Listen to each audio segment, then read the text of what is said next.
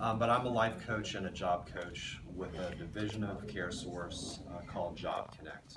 So I am outside of the insurance realm, and what I do is I meet with members in the community one-on-one, and we work towards one of two goals, and that's furthering their education or finding them employment.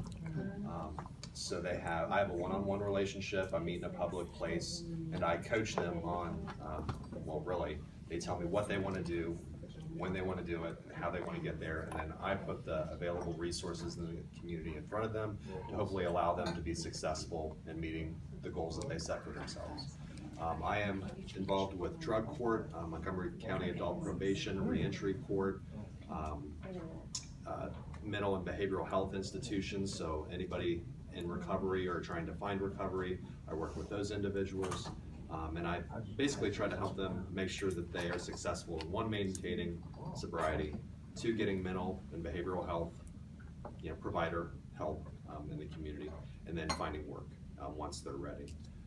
I stay with my individuals up to a 2-year period, so it's not just that I try to find them a job at Taco Bell and then disappear. They find job A. Does that job work, or do they need to find a job in the next 6 months that pays more, or has better benefits, or whatever that is to them? We develop a game plan or a life plan for these individuals to be successful, not just today or 6 months, but 2 or 3, 4 years. They're still finding success in their lives. I can work with anybody in Montgomery County, so I take referrals happily. If you know anybody that fits this criteria. I am on an ADAMHS grant, so they can have CareSource health insurance, or they can have no insurance, or they can have Buckeye, Marine, or whatever. It does not matter. As long as they have any type of recovery history, mental or behavioral health instances going on. This could even be, hey, I'm depressed because I don't have a job. You qualify to work with me. So in a nutshell, that's kind of my department. Some of the benefits in working with me, however, we just hit over 150 employer partners, or to you, those are businesses that are here in Montgomery County that are hiring, that know what we do. We partnered with their HR department, and I can direct refer individuals. I can't promise them a job, but I can promise that their information will be reviewed and considered for a job. So hopefully, they get that interview. They still have to get themselves the job, but I can kind of put their foot in the door to at least get reviewed for a job opportunity. I can help individuals get signed up for SNAP, for health insurance, do resume building, interview skills. I can help them get signed up for any programs, educational programs that they want. Sinclair, get their CDL, forklifting certificate, whatever education they're looking to get. I'll help walk them through the steps to hopefully be successful in going down that road. And ultimately, I again just meet with people, help them develop goals, and then work towards said goals and try to keep them motivated, and that's what I do. Does anyone have any questions about any of that? Did you tell us the age range that you work with? The age range, it's really 14 and up, even though really it's at most, the majority of my caseload falls between 18 and really about 60. But there's no, you don't age out of the program. But 14 is the minimum age. Okay. What are some of the other issues besides a person, like the 2-year span that you stay with them? What are some of the other support type things that you could do for an individual other than helping them to get a higher paying job or something? Sure. So they may need housing assistance. They might not have enough food to live on, so I can refer them out to pantries or Life Enrichment Center, different places where they can go to get food assistance. It could be they have no transportation, so I can refer them to other community agencies like CAP that has bus token or bus fare program. If that doesn't work, I have other means to give them bus passes so that they do have transportation to get to set appointments or whatever it is that they're trying to get to.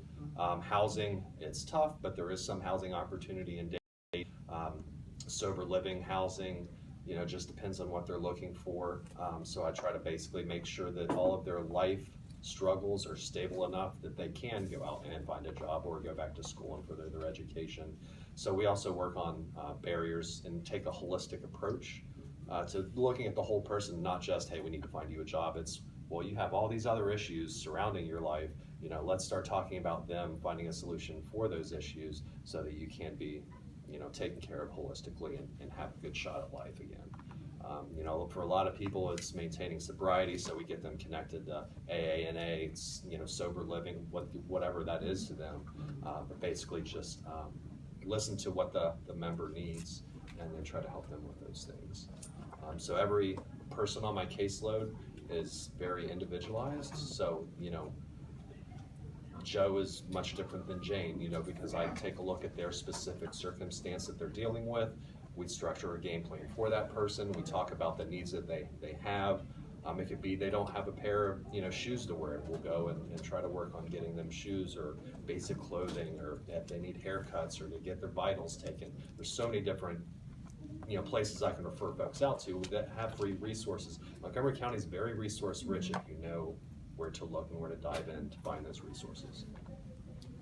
That's one of the challenges, with the people I work with, more with the refugee population and the immigrants. And I'm not sure if CareSource is working with employment with my population in the same way that you're working with people who are in recovery. And I know that Welcome Dayton is sponsoring a number of employment roundtable, does CareSource get involved with this population as well?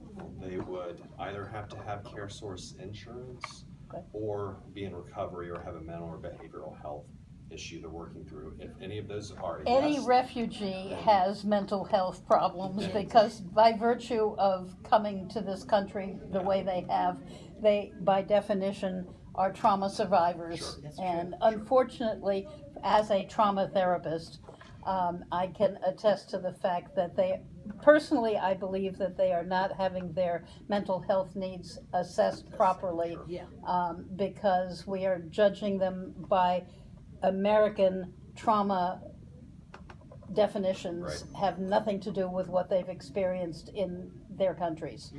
So I've that's had my soapbox. some Yep. refugees on Yeah. my case, so I know a little bit about what you're talking about Yeah. from my own personal experience. But as long as they said to me, hey, I'm really having a rough time, Yeah. I'm depressed or something to that nature, then that checks my box, and yes, I can work with them. Okay. To answer your question, I hope that answers Yeah, your question. it does. Any other questions? Well, let's give